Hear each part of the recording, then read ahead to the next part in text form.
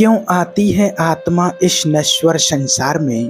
परमहंस योगानंद का गहरा अनुभव। प्रिय आत्मन, तुम यहाँ यूं ही नहीं आए हो। ये वीडियो, ये क्षण और ये मिलन, ये पूर्व जन्मों के अनगिनत कर्मों का संयोग है। एक बार फिर आत्मा तुम्हें खींच लाई है उस रहस्य की ओर जिसे तुमने अनजाने में भुला दिया था। क्या तुमने कभी गहराई से सोचा है ये जीवन क्या है? ये बार बार जन्म लेना, मृत्यु के द्वार से गुजरना, ये सुख दुख की साइकिल, ये सब क्यों? और सबसे बड़ा प्रश्न, यदि आत्मा अमर है तो क्यों वह बार बार इस नश्वर संसार में आती है? आज से हम उस यात्रा की शुरुआत कर रहे हैं जिसमें तुम अपनी ही आत्मा से मिलोगे। परमहंस योगानंद जी की दृष्टिकोण से, गहन ध्यान की अंतर्दृष्टि से और शाश्वत सत्य की सुगंध से भीगे हुए उन उत्तरों से जिनकी तुम्हारी आत्मा को वर्षों से तलाश रही है। आत्मा, यह शब्द जितना सरल है उसका रहस्य उतना ही गहरा है। योगानंद जी कहते हैं, आत्मा ना कहीं से आती है ना कहीं जाती है, वह है ही नहीं और वह होने से परे है, वह चेतना है। परंतु प्रश्न उठता है, अगर आत्मा शुद्ध है, पूर्ण है, मुक्त है, तो वह इस संसार में क्यों आती है जहाँ दुख, मोह और मृत्यु हर पग पर खड़े हैं? उसका कारण है अनुभव। परमहंस योगानंद स्पष्ट करते हैं कि ईश्वर ने आत्मा को इस संसार में इसलिए भेजा ताकि वह स्वयं को अनुभव कर सके। जैसे एक कलाकार कैनवास पर रंग भरता है, वैसे ही आत्मा जीवन की रंगभूमि पर उतरती है ताकि वह यह देख सके कि अज्ञान में फंसी हुई चेतना कैसे फिर से अपने स्वरूप को खोजती है। यह संसार एक विद्यालय है। आत्मा यहाँ सीखने आती है, प्रेम क्या है, त्याग क्या है, क्षमा क्या है और अंततः मुक्ति क्या है। जब वो जन्म लेती है तो भूल जाती है कि वह क्या थी, कहाँ से आई थी, लेकिन जीवन के अनुभव उसे धीरे धीरे उस बिंदु की ओर ले जाते हैं जहाँ से यात्रा शुरू हुई। यह बुलावा ही सबसे बड़ा खेल है। लीला आत्मा को इस भुलावे में डालकर उसे यह भ्रम देना कि तुम एक शरीर हो, एक नाम, एक पहचान हो, यही माया है और माया का उद्देश्य है आत्मा को परीक्षा में डालना। यदि आत्मा कभी भी यह जान जाए कि वह कौन है तो उसका मोह समाप्त हो जाएगा और फिर संसार टिक नहीं सकता। परमहंस योगानंद इसे दिव्य भूल कहते हैं, एक सुंदर भ्रम जिसके माध्यम से आत्मा ईश्वर की लीलाओं को जीती है। आत्मा संसार में आती है क्योंकि ईश्वर चाहता है कि वह स्वयं को स्वयं के माध्यम से देखे, जैसे आईना खुद को देखना चाहता है। मित्रों, यदि आपके भीतर अब तक कोई कंपन उठा है, कोई कंपन जो कहता है हाँ यही बात थी जो मैं वर्षों से महसूस कर रहा था, तो समझिए आपने अपने भीतर की चेतना को छू लिया है। ये सिर्फ एक वीडियो नहीं है, ये आत्मा की यात्रा की शुरुआत है। यदि आपने अब तक भीतर कोई हल्की सी रोशनी महसूस की हो, कोई गूंज जो कहती है मैं इससे आगे भी जानना चाहता हूँ, तो इस यात्रा में हमारे साथ जुड़िए। आपका लाइक उस ऊर्जा का आभार होगा जो यहाँ साझा हो रही है। आत्मा संसार में क्यों आती है, इसका पहला उत्तर है भूलकर फिर से याद करने के लिए। जैसे बच्चा चलना भूलकर गिरता है और फिर खड़ा होता है, वैसे ही आत्मा गिरती है, मोह में उलझती है और फिर एक दिन ध्यान, सत्संग और आत्मचिंतन के माध्यम से स्वयं को पुनः पहचानती है। अब प्रश्न उठता है, क्या आत्मा अपनी इच्छा से आती है या कोई और शक्ति उसे भेजती है? क्या हम वास्तव में मुक्त हैं या ईश्वर की योजना में केवल एक पात्र? इन्हीं प्रश्नों की अगली परत को हम गहराई से खोलेंगे और जानेंगे आत्मा का संसार में आगमन कैसे होता है, कौन उसे भेजता है और जन्म का रहस्य क्या है। परमहंस योगानंद स्पष्ट करते हैं, आत्मा का संसार में आना कोई साधारण प्रक्रिया नहीं है। ये एक सूक्ष्म योजनाबद्ध चक्र है जिसे कर्म और इच्छा नियंत्रित करते हैं। याद रखो, आत्मा की मूल प्रकृति तो निर्विकार है, शुद्ध है, लेकिन जब वह ईश्वर से अलग होने का स्वप्न देखती है तब वह इच्छा के घेरे में प्रवेश कर जाती है। इच्छा यही बीज है जन्म का। जैसे ही आत्मा के भीतर यह सूक्ष्म कंपन उठता है, मैं अनुभव करना चाहता हूँ, वैसे ही माया सक्रिय हो जाती है। कर्म उसके चारों ओर एक ऐसा जाल बुनता है जो उसे पृथ्वी पर आने के लिए तैयार करता है। यह कर्म कोई दंड नहीं है, ये प्रक्रिया है जिसे आत्मा अपनी इच्छा को अनुभव में बदल सके। जब आत्मा पृथ्वी पर जन्म लेने के लिए तैयार होती है तो सूक्ष्म शरीर उसके चारों ओर निर्मित होता है। इस शरीर विचारों और संस्कारों और अधूरी इच्छाओं से बना होता है। फिर एक ऐसा परिवार चुना जाता है, ऐसी परिस्थितियां और ऐसा देश, समय और माता पिता जो उस आत्मा की कर्म योजना को साकार करने के लिए उपयुक्त हों। ये चुनाव आत्मा स्वयं करती है, ईश्वर की मौन सहमति से। योगानंद जी कहते हैं, हर जन्म आत्मा की स्वयं की सहमति से होता है। यदि कोई गरीबी में जन्म लेता है या समृद्ध में, यह पूर्व की इच्छाओं और कर्मों की यात्रा का परिणाम होता है। ईश्वर कोई सजा नहीं देता है, वह केवल दर्पण है जो आत्मा को वह दिखाता है जो उसने स्वयं रचा है। जन्म कोई संयोग नहीं, यह पूर्व नियोजित घटना है। गर्भ में प्रवेश करते समय आत्मा अपनी सारी पुरानी स्मृतियों को भूल जाती है। यह भूलना जरूरी है, क्योंकि यदि वह सब कुछ याद रखे तो वह नाटक नहीं कर पाएगी, वह सीख नहीं पाएगी। जैसे एक अभिनेता को मंच पर अपनी असली पहचान छोड़नी होती है, वैसे ही आत्मा को भी अपने दिव्य स्वरूप को छोड़कर एक नया पात्र बनकर आना होता है। अब प्रश्न यह उठता है, जब आत्मा अपनी इच्छा से आती है, जब वो स्वयं परिवार और परिस्थितियां चुनती है, तो क्या ये सब भाग्य है या हम उसे बदल सकते हैं? यह प्रश्न तुम्हें आत्मा की अगली गहराई तक ले जाएगा। पर अभी रुकिए, जन्म की इस प्रक्रिया में एक रहस्य और छिपा है, और वह है प्राण। आत्मा जब शरीर में प्रवेश करती है तो कैसे उसमें प्राण आता है? कब वह चेतना भ्रूण में प्रवेश करती है? और वह कौन सा क्षण होता है जब मृत मिट्टी में जीवन का संचार होता है?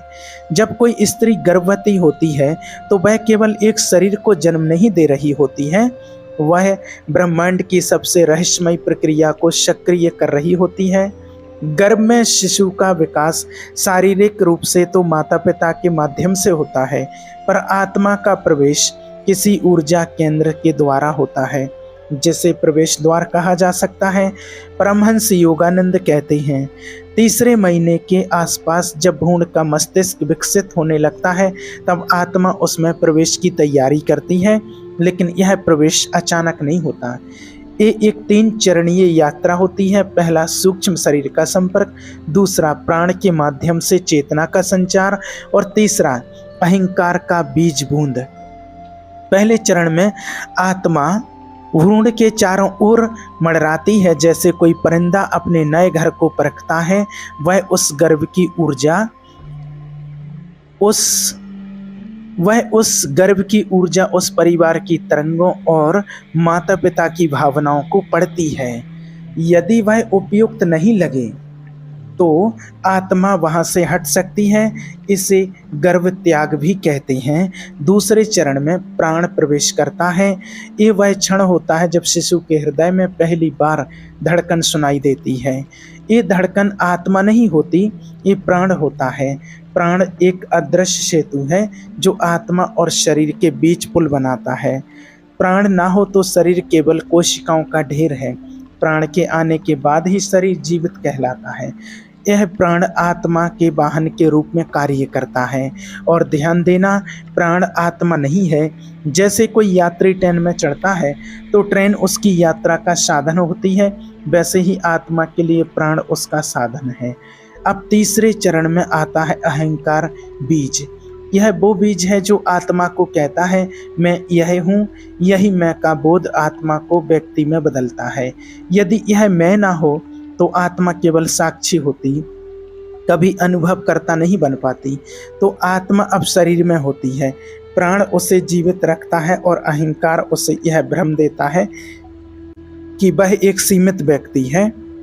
इस क्षण से यात्रा प्रारंभ होती है, एक ऐसा जीवन जो उसने स्वयं चुना, पर अब उसे सब कुछ भूल जाना है।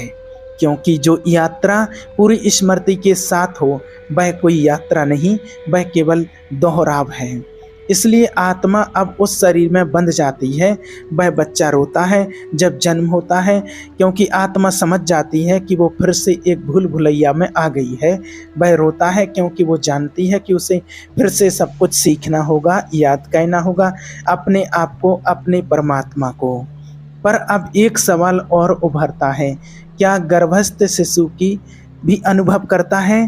क्या आत्मा गर्भ में रहते हुए भी देख सकती है, सुन सकती है, महसूस कर सकती है? क्या वह साधक की तरह जागरूक रह सकती है? जब बच्चा माँ के गर्भ में होता है तो वह केवल शरीर नहीं बना रहा होता है, वह चेतना की सबसे प्राचीन स्मृतियों को अपने भीतर समेटे होता है।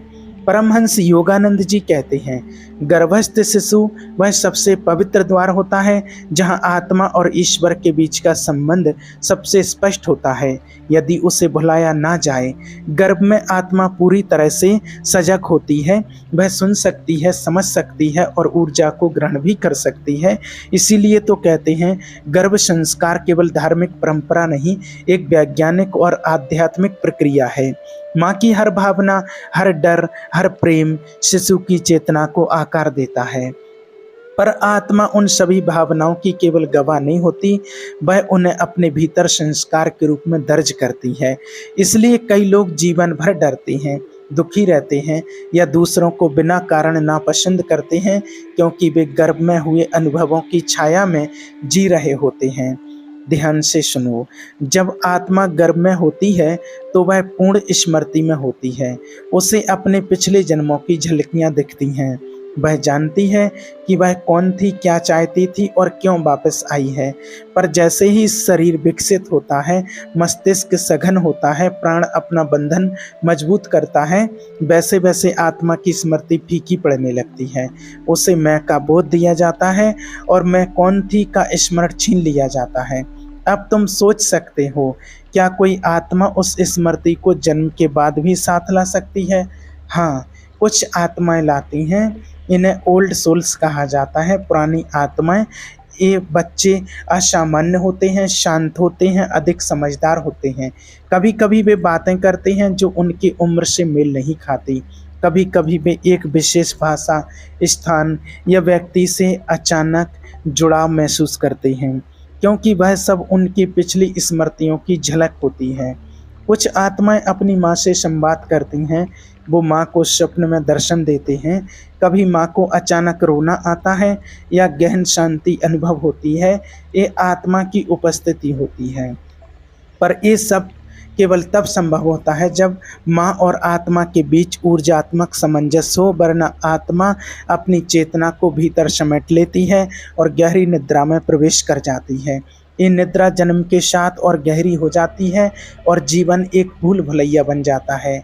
अब प्रश्न उठता है, यदि आत्मा गर्भ में इतनी सजग है तो क्या वह अपने पिछले कर्मों को जानती है? क्या वह जानती है कि उसे किस परिवार में क्यों भेजा गया है? और सबसे महत्वपूर्ण, क्या आत्मा अपने जन्म की परिस्थितियां स्वयं चुनती है? प्रिय साधक, तू अब साधारण श्रोता नहीं रहा, अब तू यात्रा पर नहीं, उस यात्रा को समझने के लिए भीतर उतर रहा है, जहां आत्मा और ईश्वर के बीच कोई दीवार नहीं बचती। जो बीत चुके हैं वे 4 भाग केवल द्वार थे। अब प्रवेश हो रहा है उस कक्ष में जहां आत्मा स्वयं निर्णय लेती है कि उसे इस बार किस घर में जन्म लेना है, कौन माता होगी, कौन पिता और किस दर्द से उसे गुजरना है। तू ये सुनकर चौंकेगा, पर हाँ, आत्मा ही चुनती है अपना जन्म। परमहंस योगानंद अपने ध्यान के गहन क्षणों में यह रहस्य उद्घाटित करते हैं। जब आत्मा मृत्यु के बाद सूक्ष्म लोक में पहुंचती है, तब वो अपने कर्मों की तरंगों को अनुभव करती है। उन्हीं तरंगों के आधार पर वो निर्णय लेती है कि अगली बार उसे कहाँ जन्म लेना है, किस प्रकार की परिस्थितियों में उसे स्वयं को फिर गढ़ना है। यह निर्णय कोई देवता नहीं करता, ये भाग्य नहीं करता, ये स्वयं आत्मा करती है अपने संचित कर्मों के अनुसार। ये चुनाव केवल एक इच्छा नहीं, एक गणित होता है, एक गहन ऊर्जा गणित, जिसमें आत्मा देखती है कौन से माता पिता के माध्यम से वह उन कर्मों को भोग पाएगी, कहाँ जन्म लेने से उसे सबसे अधिक सीखने को मिलेगा, कौन सा वातावरण उसके भीतर के संस्कारों को बाहर लाएगा। तुम सोच सकते हो, क्या कोई आत्मा जानबूझकर दुखमय जीवन को चुन सकती है? हाँ, कई आत्माएं जानबूझकर कष्टमय जीवन का चुनाव करती हैं, क्योंकि उन्हें उस पीड़ा के माध्यम से आत्मा की गहराई तक पहुंचना होता है।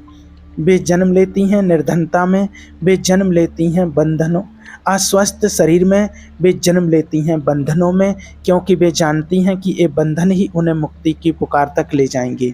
साधक आत्मा कोई बच्चा नहीं है जो डर जाए, वह सनातन है। उसे मालूम है ये शरीर नश्वर है, ये जीवन अस्थाई है, पर जो आत्मिक गुण उसने पहले अर्जित किए हैं उन्हें पूर्ण करना है। और कभी कभी किसी आत्मा का प्रेम इतना विशाल होता है कि वह दूसरों के कर्मों को सहारा देने के लिए जन्म लेती है। उसे उस परिवार में जन्म लेना होता है जहाँ कोई सदस्य आत्मिक रूप से गिर चुका हो और वो आत्मा उसका मार्गदर्शन करने आती है। ऐसे बच्चों को तो चमत्कारी कहते हो। वे कम बोलते हैं, अधिक समझते हैं, वे छोटी उम्र में ही ईश्वर को याद करते हैं। क्यों? क्योंकि वे किसी उद्देश्य के साथ जन्मे हैं। पर यह सब निर्णय आत्मा लेती है। जन्म पूर्व की अंतर्यात्मा सभा में। यह सभा कहाँ होती है? कैसे आत्मा वहाँ पहुँचती है? कैसे वहाँ आत्मा को अपने पूर्व जन्म दिखाई देते हैं? कैसे एक दिव्य अस्तित्व उसे विकल्प दिखाता है और वह आत्मा हाथ उठाकर कहती है, मुझे वहाँ जाना है। अब तुम यात्रा के उस मोड़ पर आ चुके हो जहाँ आत्मा केवल एक रहस्य नहीं बल्कि स्वयं बोलने लगती है। इस भाग में हम प्रवेश कर रहे हैं आत्मा की उस दिव्य सभा में जिसे योगानंद परमहंस ने साउंड ऑफ सोल्स प्योर पस कहा है, जहाँ जन्म लेने से पहले आत्मा अपने पूरे भावी जीवन को एक दिव्य चलचित्र की तरह देखती है और फिर स्वेच्छा से यह कहती है, मैं इस जीवन को चुनती हूँ। अब ध्यान से सुनो। जब आत्मा मृत्यु के बाद सूक्ष्म लोक में पहुँचती है तो वह एक विशेष ऊर्जा क्षेत्र में आमंत्रित होती है। यह क्षेत्र ना तो पृथ्वी है ना ही किसी स्वर्ग की कल्पना। यह एक स्पंदनशील चेतना मंडल है जहाँ कई अन्य जागरूक आत्माएं, कुछ दिव्य मार्गदर्शक और परम चेतना का एक अंश उसकी प्रतीक्षा कर रहे होते हैं। ये कोई बैठक नहीं होती, ये ऊर्जाओं का मिलन होता है। वहाँ आत्मा को एक प्रकाश पथ दिखाया जाता है। वह पथ उसके पूर्व जन्मों के सारे कर्मों की झलकियाँ लेकर आता है। हर वह क्षण जब उसने प्रेम किया और जब उसने घृणा की और जब उसने दिया और जब उसने छीना, हर भाव हर कर्म एक चलचित्र की तरह उसके समक्ष प्रकट होता है। वह सब देखती है। अब उससे पूछा जाता है, तुम क्या सीखना चाहती हो? आत्मा उत्तर देती है, मुझे इस बार क्षमा सीखनी है, या मुझे इस बार अभाव में समरसता सीखनी है, या मुझे प्रेम में समर्पण सीखना है। और फिर उसे दिखाया जाता है कौन से माता पिता उस सीख में सहायक होंगे, कौन से देश, कौन सी संस्कृति, कौन से संघर्ष उसे उस गुण तक पहुंचा सकते हैं। वो सब कोई उसे थोपता नहीं, वह सब केवल विकल्पों की तरह उसके समक्ष प्रकट होते हैं। और फिर वह आत्मा चुनती है, मैं उस घर में जन्म लूँगी जहाँ पिता कठोर होगा, माँ शांत होगी और बचपन में मुझे तिरस्कार मिलेगा ताकि मैं भीतर आत्मसम्मान को खोज सकूं। ये चुनाव हृदय विदारक हो सकता है, पर यही आत्मा की सच्ची ताकत है। साधक, यह वह सभा है जहाँ आत्मा की स्वतंत्रता को ईश्वर का आशीर्वाद प्राप्त होता है। कोई बाध्यता नहीं, कोई डर नहीं, केवल एक प्रेम पूर्ण निर्णय। वहाँ कुछ आत्माएं रुक जाती हैं, वे डरती हैं, वे कहती हैं मैं अभी तैयार नहीं हूँ, तो उन्हें और समय दिया जाता है। कुछ आत्माएं अत्यधिक उतावली हो जाती हैं, वे चुनती हैं ऐसा जीवन जो असंतुलन में होता है और इस कारण वे जीवन में बार बार गिरती हैं। पर कुछ आत्माएं जो सच में जागरूक होती हैं, वे ऐसा जीवन चुनती हैं जो बाहर से कठोर हो पर भीतर से उद्धार की सीढ़ी हो। यही आत्माएं होती हैं जो आध्यात्मिक पथ पर जल्दी चल पड़ती हैं, क्योंकि उनके भीतर वह पूर्ण संकल्प जागता है। साधक, ये सभा कोई कल्पना नहीं, ये प्रत्येक आत्मा के भीतर प्रत्येक आत्मा के भीतर गहराई से अंकित एक स्मृति है। कुछ गहरे ध्यान में उतरकर इस शिवा को स्मरण कर लेते हैं और फिर उनका जीवन बदल जाता है। अब यदि तुमने इस यात्रा का एक एक पल महसूस किया है तो तुम्हारी यात्रा की शुरुआत हो चुकी है। ध्यान, साधना और आत्म स्वीकृति के साथ तुम उस सत्य को पा सकते हो जो इस सृष्टि का मूल है। ध्यान रखना, कोई भी यात्रा बिना शुरू किए पूरी नहीं हो सकती, इसलिए यह यात्रा तुम्हारे भीतर हमेशा जारी रहेगी। और जब तुम्हारे भीतर शांति का वह अद्वितीय प्रकाश ना चमके तब तक तुम कभी ना कभी इस मार्ग पर लौटते रहोगे। आखिर में मैं यही कहूँगा कि यदि तुम्हें इस वीडियो से कुछ मूल्यवान मिला हो, अगर इस वीडियो ने आपके अंदर कोई हलचल पैदा की हो तो अपने मित्रों और परिवार के साथ इसे साझा जरूर करें। धन्यवाद।